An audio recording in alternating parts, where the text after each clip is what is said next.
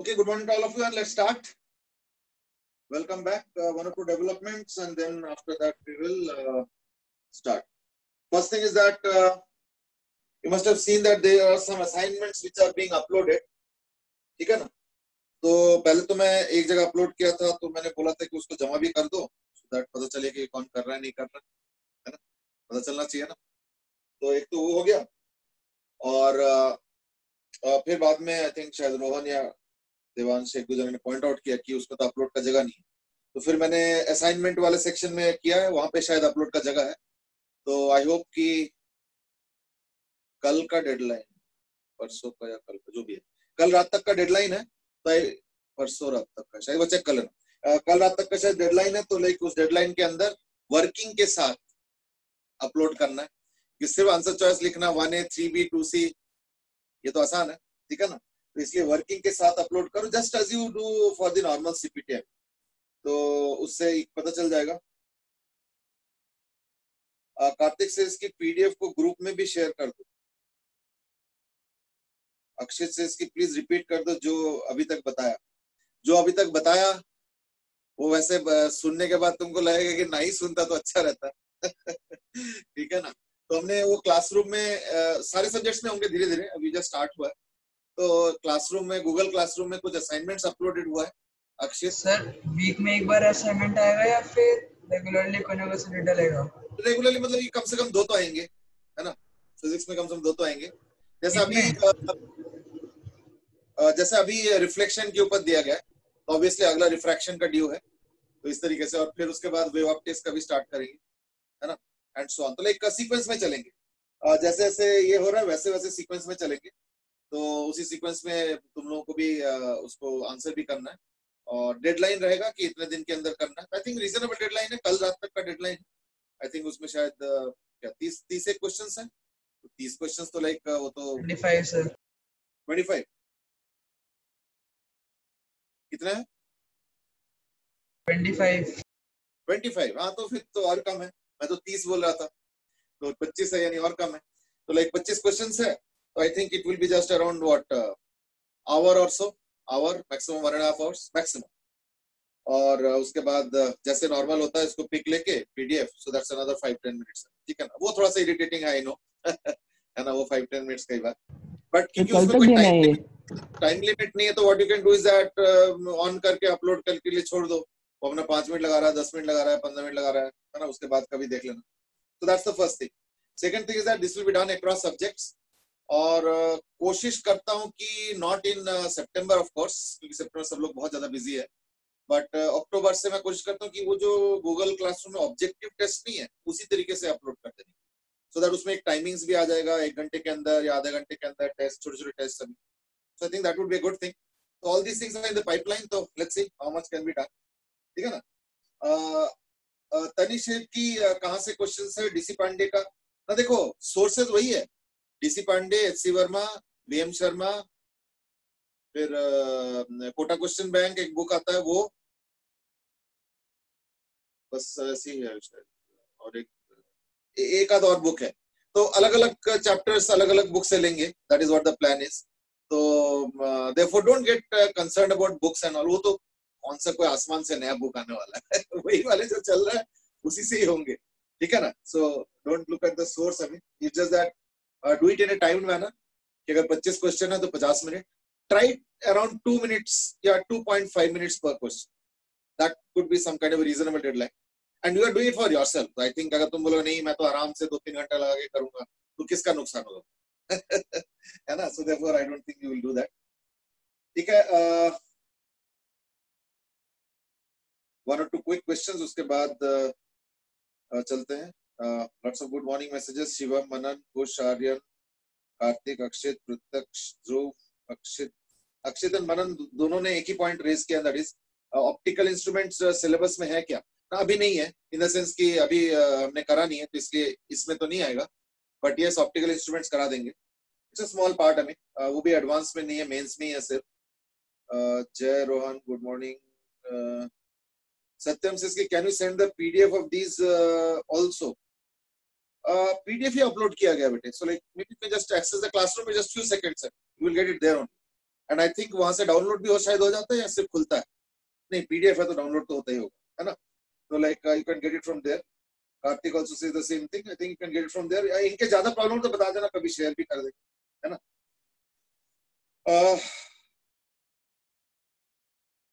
जय गोयल से इसकी ग्रुप में नोटिफिकेशन डाल दो, क्योंकि मुझे पता ही नहीं चला कि कब आ गया, मेरे पास नोटिफिकेशन नहीं आया क्लासरूम का. ऐसा है ना, देखो क्लासरूम का नोटिफिकेशन नहीं आया होगा, but then what you can easily do is that, एक आदत बना लो अब. है ना, हर 2 या 3 दिन बाद एक बार जस्ट क्लासरूम विजिट कर लो, एक बार देख लो कोई असाइनमेंट तो नहीं है. और रेगुलरली आएंगे, मतलब ऐसे नहीं कि इस वीक आएंगे और उसके बाद बंद हो जाएंगे, ऐसे नहीं. अभी कुछ टाइम तक रेगुलरली आएंगे, मे बी मंथ और 2 और व्हाटएवर, वो देख लेंगे, बट आएंगे. So that you can expect that. ठीक है ना? तनिष की मैंने ये क्वेश्चंस ऑलरेडी कर रखे हैं. That could be a problem कि अगर मान लो वही वाला सोर्स यूज कर रहे हो तो in that case may be you could have done it probably. तो what you can possibly do is that, अगर कर रखे हो तो इन दैट केस जो भी रफ वर्किंग किया है ना, जहां पे भी किया अगर है, तो इन दैट केस उसी का फोटो भेज दो. ऐसे कोई दिक्कत, आंसर चॉइस भी भेज देना लिख के, मतलब पास तो चलेगा.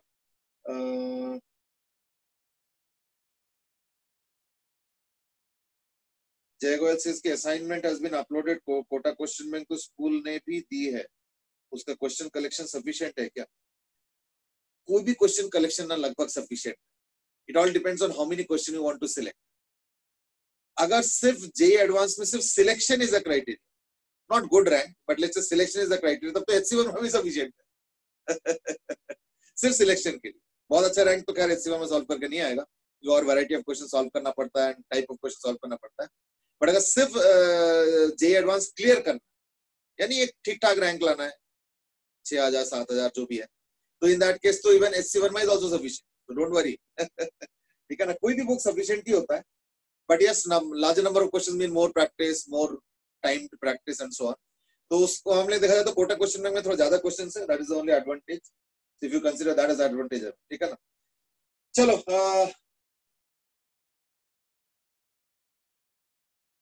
ध्रुव से इसके पेपर से तो लग रहा है कि उसमें न्यूटन्स लॉ रिवाइज हो जाएगा. एक्चुअली पता क्या है ना, देखो ऑप्टिक्स के 70% क्वेश्चंस में तो ऑप्टिक्स रिलेटेड चीजें है, बाकी 30% में ऐसे ही होता है कि उधर चला गया, वो उधर चला गया, फिर बताओ टकरा गया, है ना, कुछ कुछ कुछ तो यानी वो कोलिजन तो यानी वो 11th का ही फिर से आ जाता है.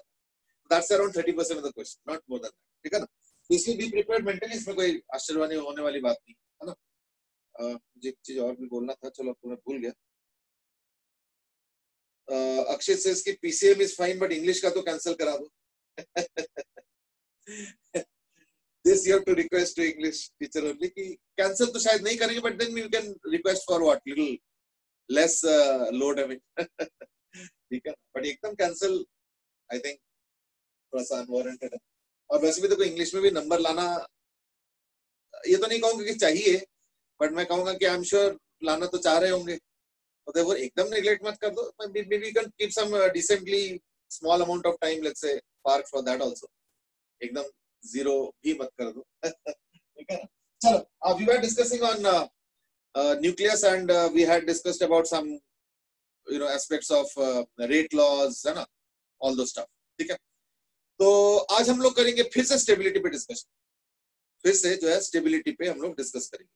तो स्टेबिलिटी के ऊपर देखो मैंने डिस्कस किया था तब जब हमने डिस्कस किया था न्यूक्लियर फोर्स. फिर हमने डिस्कस किया था कि अल्फा बीटा गामा अगर रेडिएशन निकल जाता है, मतलब डीके अगर हो जाता है, तो इन दैट केस स्टेबिलिटी होता है. फिर अंदर से स्पिन वगैरह का भी कंसेप्ट आया था, याद करके तो जब बीटा पार्टिकल निकलता है, यानी अंदर स्पिन भी एक स्टेबिलिटी कंट्रीब्यूटर है. फिर जब गामा पार्टिकल निकलता है या गामा फोटोन निकलता है, तो मैंने बताया था कि एनर्जी लेवल्स भी एक स्टेबिलिटी का क्राइटेरिया है, कि जितना लोअर लेवल ऑफ एनर्जी पे न्यूक्लियस रहेंगे उतना ज्यादा स्टेबल होगा. तो we have discuss stability on and off in the last few days, है ना, जो भी 2-3 दिन क्लास हुआ है. फिर हमने एक बड़ा मेजर आइडिया डिस्कस किया था, that was about mass defect and it's related stability aspect, and that is binding energy per nucleon, and that's probably one of the most important parameter. ठीक है ना, which is the stability decider. आज उतना important तो नहीं और उतना strongly mathematical भी नहीं, बट एक एम्पिरिकल चीज बताएंगे, and that is regarding stability again related to stability, and that is NP ratio. NP ratio क्या है? NP ratio means neutron is to proton का रेशियो. ठीक है, यानी न्यूट्रॉन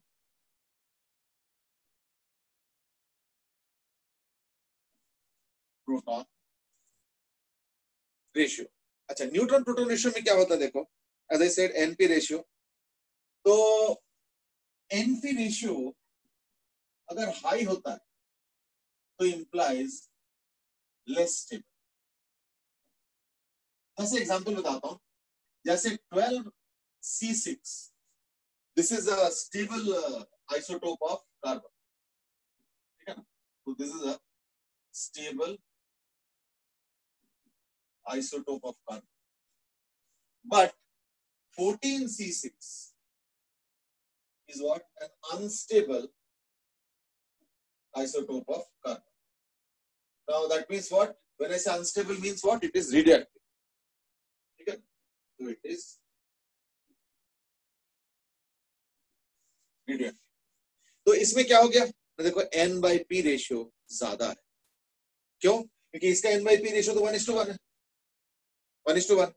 इसका क्या हो जाएगा 8/6 दैट इज 4/3, तो इसका ज्यादा है, यानी जितना ज्यादा N/P रेशियो होगा उतना लेस स्टेबल होगा, ठीक है, अनस्टेबल आइसोटोप ऑफ दिस। तो यानी N/P रेशियो ज्यादा मतलब लेस स्टेबल। लेकिन इसका ना कोई क्लियर कट डिस्टिंक्शन नहीं है कि N/P रेशियो क्या होना चाहिए कि ये स्टेबल हो, या N/P रेशियो क्या होना चाहिए कि अनस्टेबल हो। ऐसा कोई क्लियर कट डिस्टिंक्शन नहीं है, डिमार्केशन नहीं है। What is there only some kind of empirical value. तो मैं पहले एक काम करता हूं, जितने भी हमारे पास नॉन एलिमेंट्स है उनके N/P रेशियो का एक वो बनाता हूं ऐसे।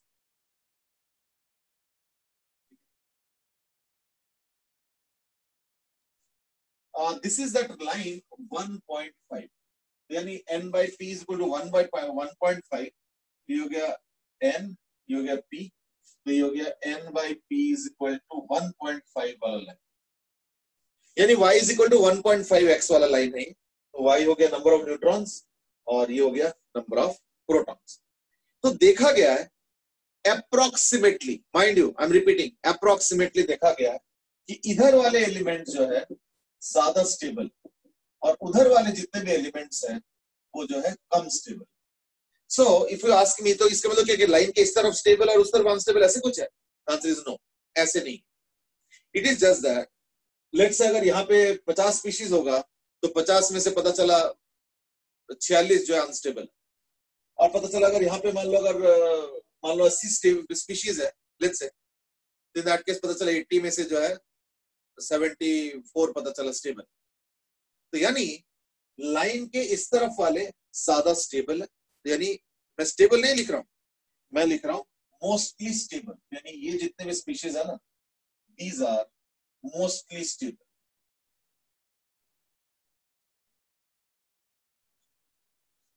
ठीक है, और इस तरफ वाले जितने भी हैं ये वाले, ये हो गए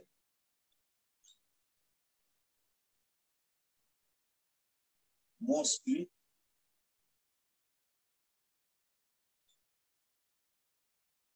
unstable.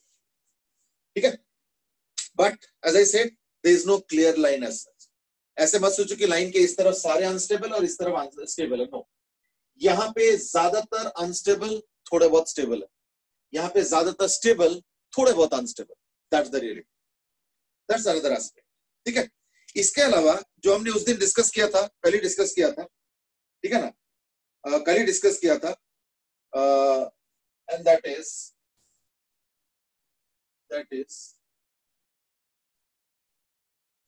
that BEPN, binding energy per nucleon, तो वो भी एक इंपॉर्टेंट क्राइटेरिया, शायद सबसे इंपॉर्टेंट क्राइटेरिया। तो BEPN वर्सेस Z अगर प्लॉट करते हो, ठीक है ना, तो देखना कुछ कुछ ऐसे आएगा। हाइड्रोजन से स्टार्ट कर रहा हूं, तो ऐसे आता है, फिर ऐसे, फिर ऐसे, फिर ऐसे, फिर ऐसे, फिर ऐसे।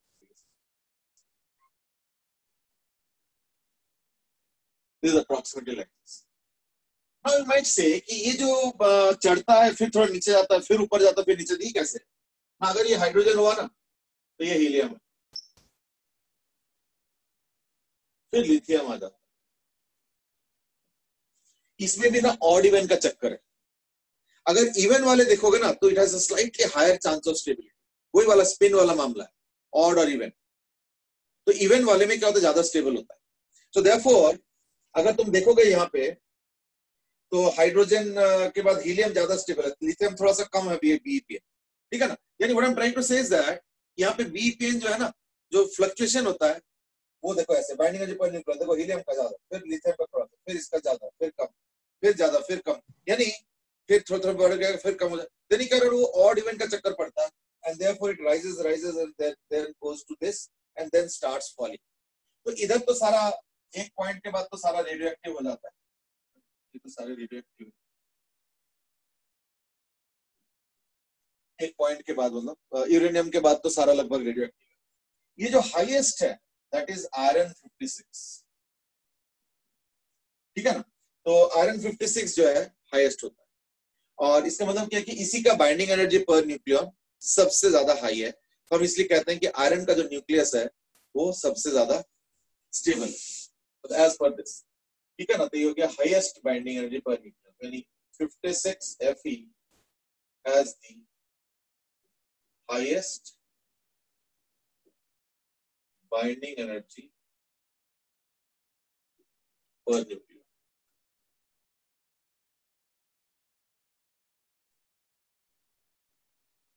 ठीक है.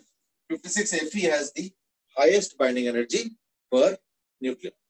So that's the case, and that is the graph. I mean, तो ये दो graphs हैं. But as I said that stability is some kind of a overall parameter, जिसमें N/P रेशियो भी देखा जाता है, जिसमें साइज ऑफ न्यूक्लियस भी इंपॉर्टेंट है, जिसमें बाइंडिंग एनर्जी भी देखा जाएगा, binding energy per nucleon, I mean, and so on. तो लाइक मल्टीपल पैरामीटर्स के ऊपर बेस करके the idea of stability is present and prevalent रहता है. तो that's about your stability of nucleus. ठीक है. आर्यन से इसके एक बार थोड़ा बता दो, दोबारा एक बार डिस्कनेक्ट हो गया था.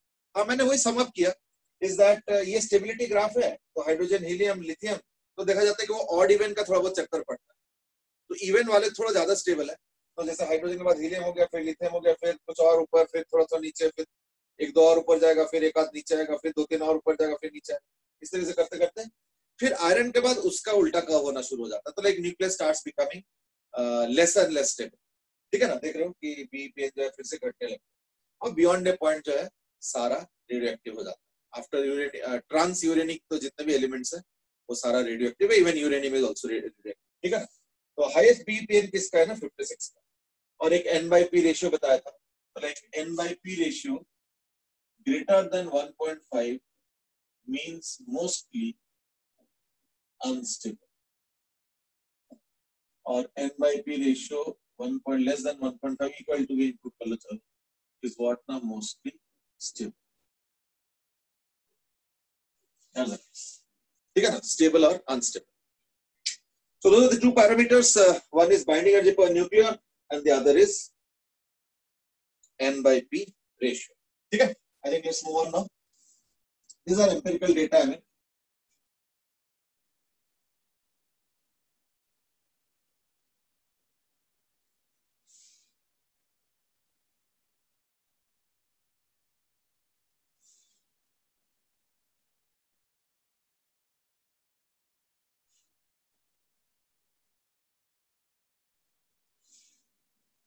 ठीक है. Next we have a mathematical question, I mean, which is like this: that suppose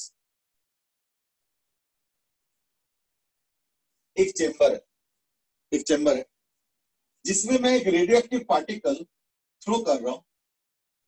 ठीक है. In which I am throwing k particles of some radioactive substance is thrown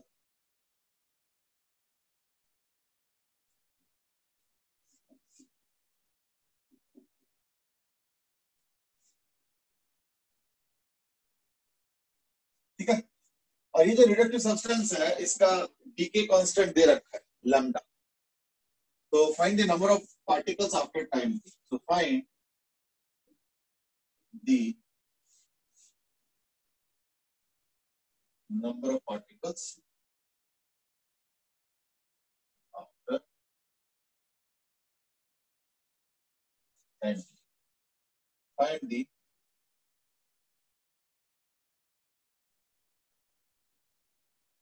number of particles after time t.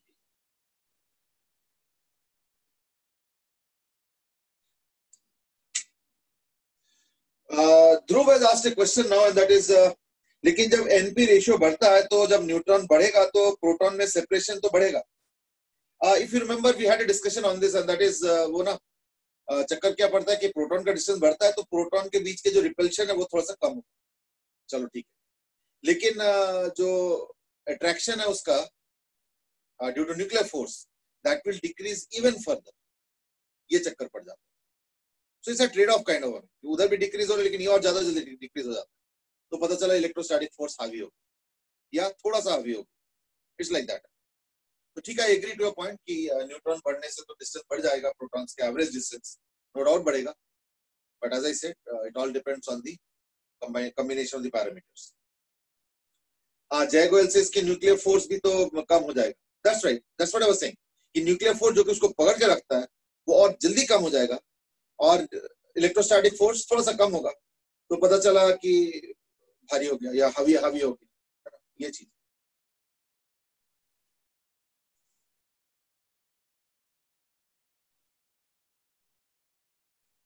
Quickly find out, और इसका graph भी draw कर लो number of particles. So draw the graph of number of particles versus time. So draw graph also.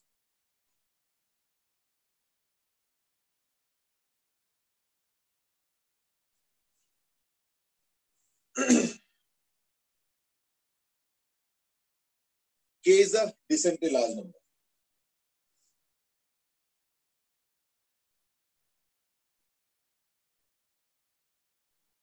Not like 1 particle per second या 2 particle per second, नहीं, ऐसे नहीं. Maybe let's say 10 to the power 11 particles per second, इस तरीके से. Not like 4 particles per second and so on. क्योंकि कम number of particles में तो याद है ना, हमने डिस्कस किया था कि रेडियोएक्टिव लॉज लगता है क्योंकि उसमें वो प्रोबेबिलिटी काम नहीं करती. ठीक है ना, बिल्कुल सही बात बोला.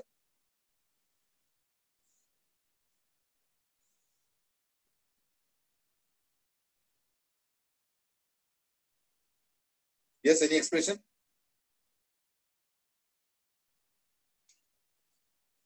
So if I start parallelly, let's say, तो क्या हो रहा है? मैं स्टार्ट पैरेलली, तो देखो के पार्टिकल्स आया पर उसमें थोड़ा सा डीके भी कर जाएगा. फिर अगले सेकंड पे फिर के पार्टिकल्स आएगा, लेकिन पहले सेकंड के पार्टिकल्स में से कुछ डीके कर चुका है. अब जो अगला सेकंड आएगा, अगले सेकंड पे जो के पार्टिकल्स आएगा उसमें से भी कुछ डीके करेगा, और जो पिछले के में से कुछ जो बच गए उसमें से थोड़ा और डीके करेगा. यानी not only is the number of particles increasing, but the rate of decay is also going to increase. So it's a dynamic phenomenon. So this is a dynamic phenomenon कि आ भी रहा है, यानी ऐड भी हो रहा है और माइनस भी होता है. ठीक है, तो ऑब्वियसली इनिशियली क्या होगा, माइनस वाला पार्ट थोड़ा कम होगा. क्यों? क्योंकि माइनस होता है लैम्डा एन से, रेट से, रेट की बात कर, तो लैम्डा एन रेट से कम हो जाएगा, and lambda is obviously less than 1. तो देयरफॉर आने का रेट ज्यादा है. यानी इनिशियली क्या होगा, एक्यूमुलेशन होता जाएगा. क्यों? क्योंकि जितना आया उससे कम गया, फिर जितना आया फिर उससे कम गया, फिर जितना आया फिर उससे कम गया. लेकिन जो गया वाला अमाउंट है हर सेकंड वो बढ़ता जाएगा. क्यों? क्योंकि अगर एक्यूमुलेशन बढ़ता है तो नंबर ऑफ पार्टिकल्स बढ़ेगा, नंबर ऑफ पार्टिकल्स बढ़ेगा तो रेट ऑफ डीके भी बढ़ेगा. रेट ऑफ डीके क्या है, लैम्डा एन. तो therefore as I said it's a dynamic phenomena. कैसे रिप्रेजेंट करेंगे, D N D T is equal to K particles बढ़ रहा है. एक आंसर आ चुका है बाय मनन.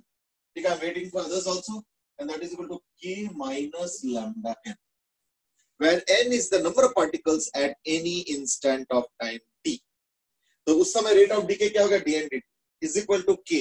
k means जो पार्टिकल्स अंदर आ रहे हैं माइनस लैम्डा एन जो निकल के जा रहा है. मान लो उस समय जो है number of particles suppose n, यानी मैं ये मान के चल रहा हूं कि after some time this box has suppose n particles after some time, है ना. तो at time t this is the situation. तो बाहर कितना जाएगा लैम्डा एन, अंदर कितना आएगा के, यानी अंदर तो के आ रहा है और बाहर कितना जा रहा है, lambda.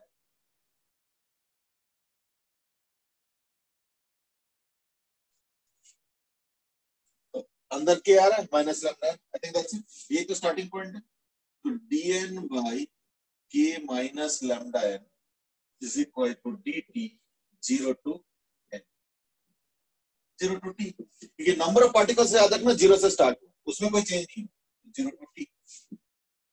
That means minus 1 by lambda, है ना, k माइनस लैम्डा n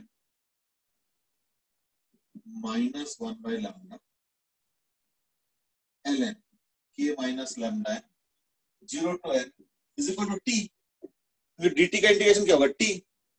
चलो यानी उधर ले जाओ तो minus lambda t ln k minus lambda n by k is equal to minus lambda t, यानी k minus lambda n by k is equal to e to the power minus lambda. ठीक है, देख लो। So therefore you have lambda n is equal to k into 1 minus e to the power minus lambda t, and therefore n is equal to k by lambda into 1 minus e to the power minus lambda। यानी इसमें जो expression आ रहा है, that is some kind of an expression of charging of capacitor. तो charging of capacitor में जो expression आया था वही एग्जैक्टली है, ठीक है। या even growth of current in RLDC circuit, exactly उसी पैटर्न का एक्सप्रेशन है। Therefore, graph drawing now becomes a pretty easy job, ठीक है ना। Graph drawing becomes an easy job। पहली बात तो n आ गया,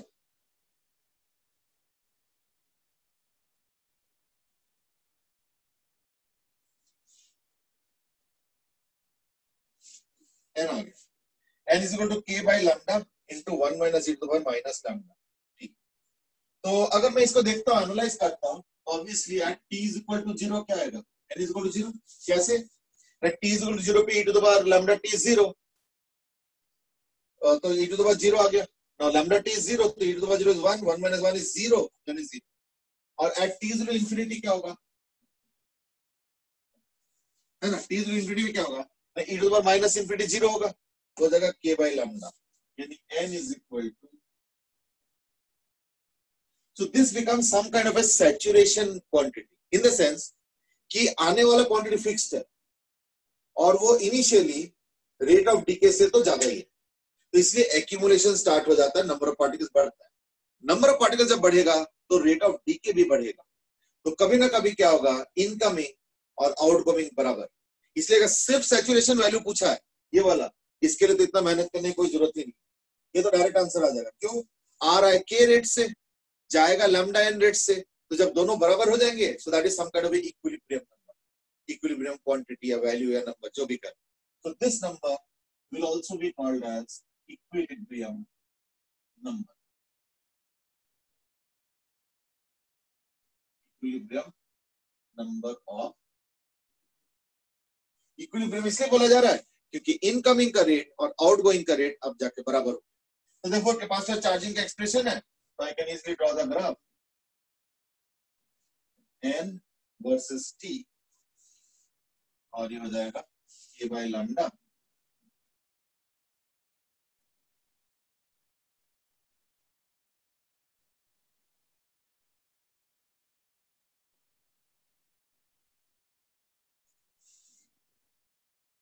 ठीक है ना। Manan and Aryan had given the right answer. Only Manan, नहीं मनन तुम्हारे आंसर थोड़ा अलग आ रहा है कुछ, यही आ रहा, थोड़ा सा अलग लग रहा है बेटे। वो ब्रैकेट वगैरह ऐसे डाले हो कि मुझे भी समझ में नहीं आ रहा, आई थिंक शायद अलग आ रहा है। ठीक है, ठीक है, चेक कर लो। चलो व्हाटएवर, आर्यन का आंसर बिल्कुल एकदम सही है, यही आया, e to the minus lambda, नहीं के नहीं बेटे, के बाय लैम्डा होगा। तो आर्यन तुम्हारे भी आंसर में भी एक हल्का सा मिस्टेक है, ये लैम्डा वाला टर्म मिसिंग, ठीक है ना। तो that is the equilibrium number of particles. खैर इक्विलिब्रियम एज आई सेड के लिए तो कोई टेंशन ही नहीं, वो तो एक लाइन का क्वेश्चन, वो तो यहीं पे सॉल्व हो जाए कि k is equal to lambda n तो n is equal to k by lambda, that is too easy, ठीक है। बाकी एक्सप्रेशन के लिए ये सब चाहिए। अब इसमें भी ना एक टाइम कांस्टेंट वाला कंसेप्ट आएगा, टाइम कांस्टेंट, वो क्या आएगा? The time constant will be 1 upon lambda, वो जो 63% वाला अगर याद होगा, तो यहां पे भी t is equal to tau is equal to 1 by lambda. उसमें क्या होगा, उसमें क्या होगा, ये जो नंबर आएगा ये आएगा 0.63 टाइम्स के बाय लैम्डा। तो यानी eight t is equal to tau is equal to 1 by lambda, number of particles will be 63% of the equilibrium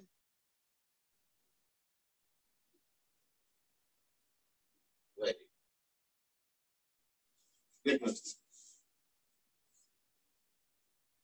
ठीक है ना, तो वो चेक कर सकते हैं।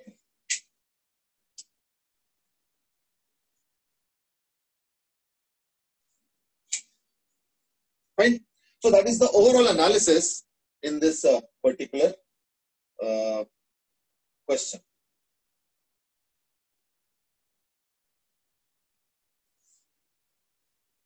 ठीक है, चलो तो लाइक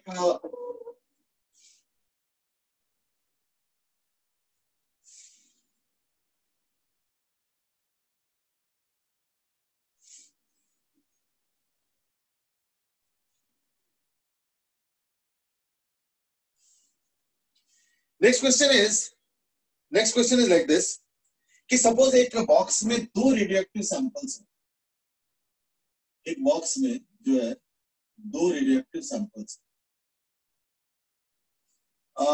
इसके initial number of particles n1 है और इसका है n2, इसका मास डिफेक्ट m1 है, इसका mass defect m2। Now these are mass defects,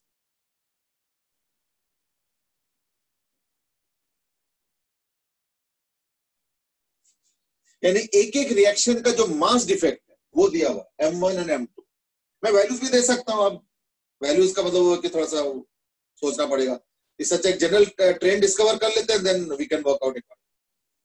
अब क्या है कि इसका जो डीके कांस्टेंट है वो है लैम्डा 1, इसका है लैम्डा, ठीक है। Question is when will the power be equal if at all. तो when will the power be equal, कब इन रेडियोएक्टिव सैंपल से कब पावर इक्वल हो?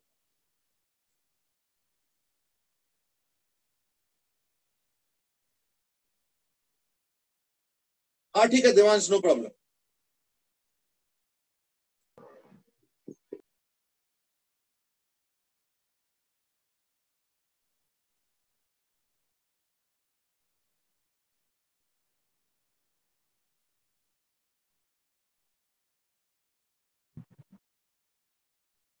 अब ठीक हो गया Devansh, audio?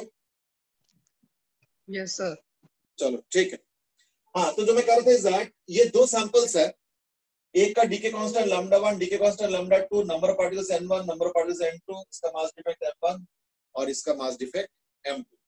The question is when will the power delivered या produce from both be equal, ठीक है ना। अब इस क्वेश्चन को थोड़ा रेशियो में देने तो इससे ज्यादा अच्छा होता, मैं रियलाइज कर रहा, बट चलो कोई बात नहीं, क्वेश्चन तो किसी भी फॉर्म में, आई मीन एक्चुअली क्या देखो, इस चैप्टर में पहले क्या होता था कि लॉग टेबल होता था, तो इस चैप्टर में कोई भी क्वेश्चन सॉल्व हो जाता। अब क्या है कि बहुत limited number of question solve हो पाते हैं क्योंकि इसमें बहुत ज्यादा कैलकुलेशंस, तो इसलिए वो लोग क्या करते हैं आजकल जनरली कुछ लॉग का वैल्यूज दे देते हैं, या तो आजकल और भी अच्छा क्या करते हैं वो सोच समझ कर ऐसे वैल्यूज देते हैं कि वो तुमको e टू द पावर अच्छा सा कोई नंबर आ जाए, सो दैट कैलकुलेट करना आसान हो। तो दीज आर डिफरेंट एस्पेक्ट्स हैं, ठीक है। तो क्योंकि अदरवाइज तो ये सब क्वेश्चंस के कैलकुलेशंस में ही फंस जाता है इंसान, है ना, ये चीज।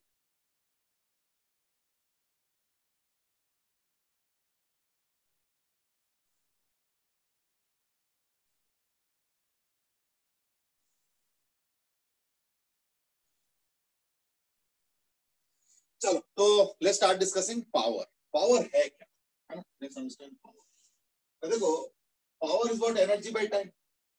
तो एनर्जी कैसे निकलेगा ना, rate of decay means what, rate of number of reactions, है ना? बेसिकली क्या है ना, number of reactions per second, यही होता है. इसको अलग अलग तरह से लिख रहा हूं, is equal to lambda N naught into e to the power minus lambda. You get it? Each decay produces energy equal to what? Delta m का c square. Produce energy तो delta m c square. यानी हो जाएगा m1 या m into c square.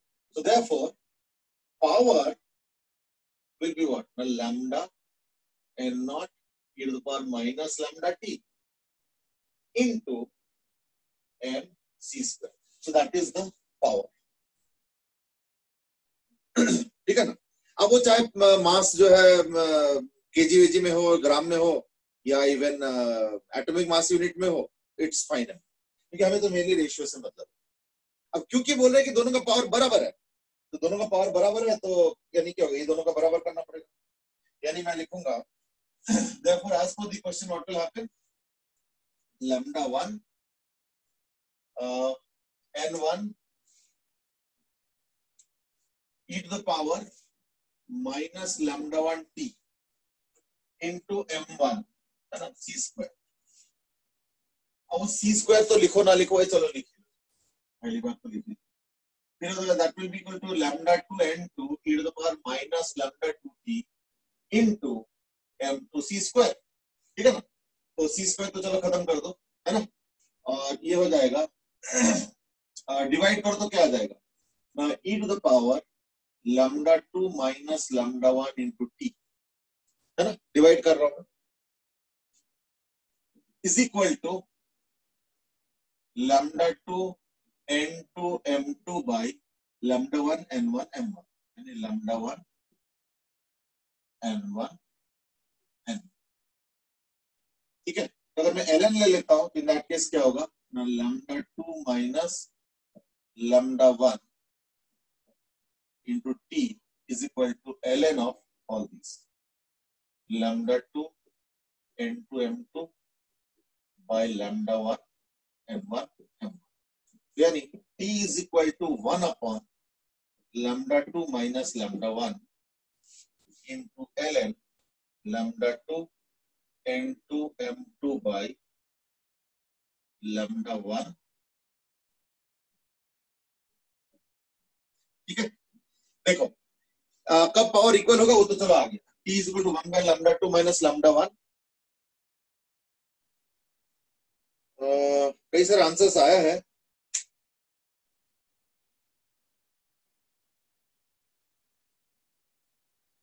I think जय वाला तो ठीक लग रहा है. ठीक है, ठीक है. आर्यन ने भी सही आंसर दिया. ध्रुव इज आस्किंग कि ये m1 mass defect per unit reaction है. हाँ, मास डिफेक्ट पर रिएक्शन. तो यानी अगर 1 सेकेंड का निकालना है तो टोटल एनर्जी, तो क्या करेंगे, mass defect into c square हो गया energy per reaction. Mass defect into c square is energy defect, energy produced per reaction into number of reactions per second is what, lambda n1, मतलब lambda n at that time, है ना? तो वो चीज, तो number of particles at that time is this. तो answer ये आ गया, एकदम सही आया. अच्छा, इसमें लेकिन एक चीज था, अगर याद होगा, इसमें एक चीज और मुझे लिखना था, इफ एट ऑल.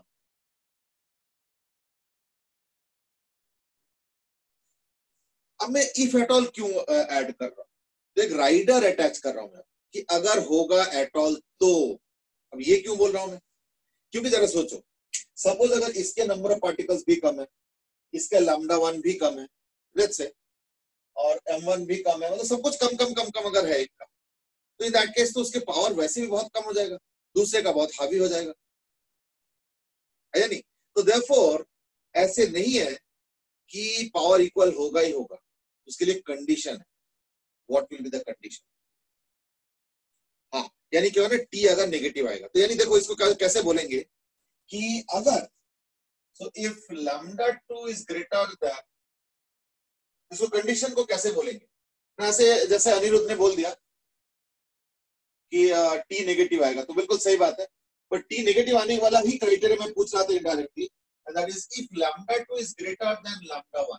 तो ध्यान से देखो, लैम्डा 2 अगर ग्रेटर देन लैम्डा 1 हुआ तो ये तो आ गया पॉजिटिव. पहली बात तो लैम्डा 2 इक्वल टू लैम्डा 1 नहीं होना चाहिए,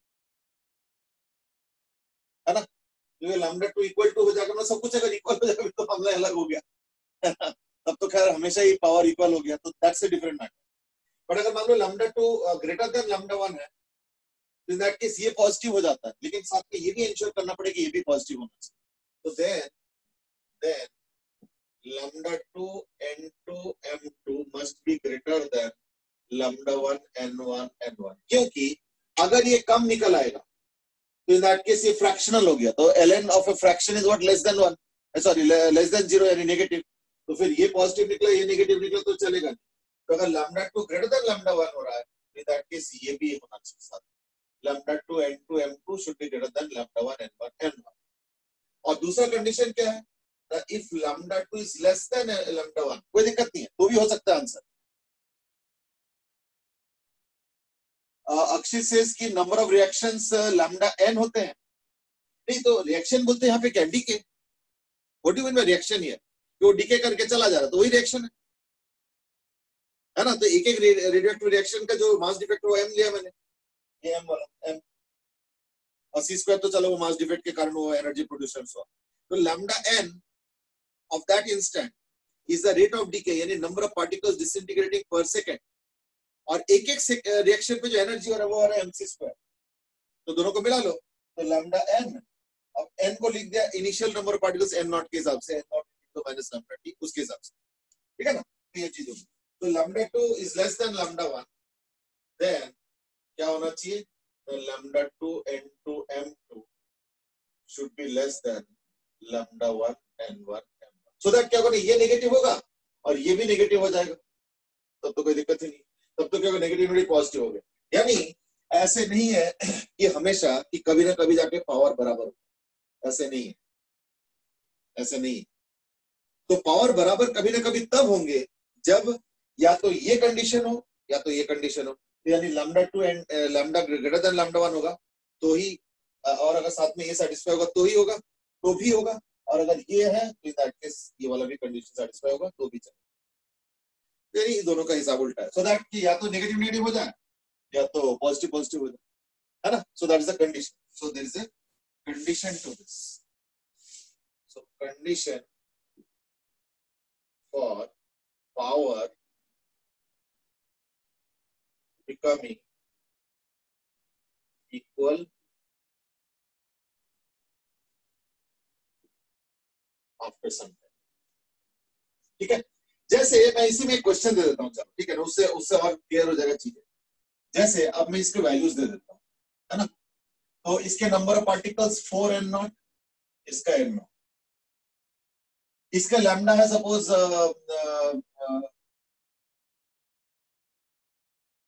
4 लैम्डा नॉट, और ये हो गया लैम्डा नॉट. इसके मास डिफेक्ट है सपोज m, और मान लो इसका है सपोज 3m, ठीक है? तो क्या पावर इक्वल होगा या नहीं होगा, नंबर 1, और नंबर 2 इज अगर इक्वल होगा तो कब होगा? Go ahead. तो क्या इसमें पावर इक्वल हो सकता है? तो हमें क्या देखना है ना, lambda 2 is greater than lambda 1 है, इसको 1 मान लेता हूं, इसको 2. तो lambda देखो, lambda 1 is greater than lambda 2 है इसमें, यानी ये होना पड़ेगा. तो lambda 2 n2 m2, तो lambda 2 m2 m2 क्या है, 3 n not lambda not m, ये होगी. should be less than lambda 1 n1 m1, so that is 16 lambda not n not m. तो इस केस में देखो ये वाला लैम्डा छोटा है, यानी इस केस में लैम्डा 2 ग्रेटर देन लैम्डा 1, क्योंकि लैम्डा 2 है लैम्डा नॉट और लैम्डा 1 है 4 लैम्डा नॉट, यानी ये वाला सेटिस्फाई हो रहा है। तो lambda 1 is less than sorry lambda 1 is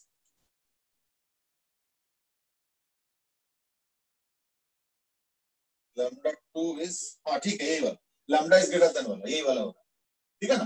तो ये आ रहा है।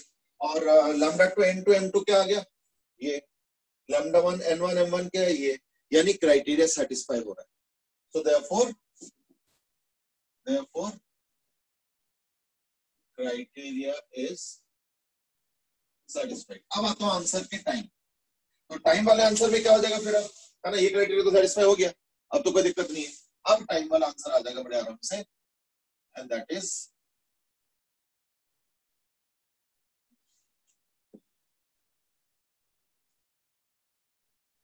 लैम्डा 2 माइनस लैम्डा 1 ना करके मैं इसको लैम्डा 1 माइनस लैम्डा 2 कर देता हूँ, इसको ऊपर रख देता हूँ, क्योंकि लैम्डा 1 बड़ा है, यानी हो जाएगा 1